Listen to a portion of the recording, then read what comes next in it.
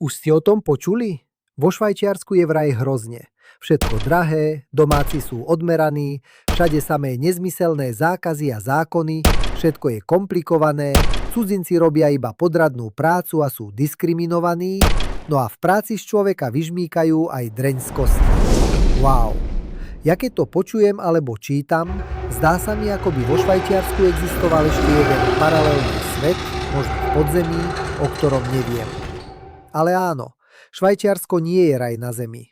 Ten raj nie je ale nikde. Švajčiarsko je jednoducho príležitosť. Lepšia príležitosť pre život. Nie je to garancia blahobytu a luxusu. Je to lepšia šanca byť v živote spokojný. Takže život nie je čierno-biely. Aj Švajčiarsko má svoje muchy. Ale človek si stále môže vybrať z možného.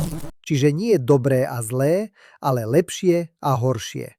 A ak by vo Švajčiarsku bolo tak hrozne, určite by tu nežilo 2,5 milióna cudzincov, z toho vyše 22 000 Slovákov.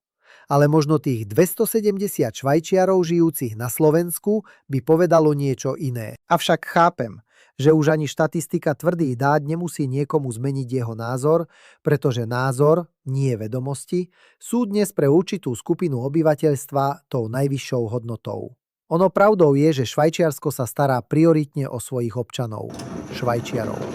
Všetci politici a úradníci sú služobníkmi tejto alpskej krajiny, čiže slúžia ľuďom, ktorým nikto nemusí národnú hrdosť prikazovať, ktorí politikov nemilujú, ale kontrolujú a ktorí myslia na udržateľné spoločenské riešenia a nie individuálny prospech. A keby takou krajinou bolo aj Slovensko, tak by tých 22 000 Slovákov ostalo zrejme pod Tatrami, čiže doma.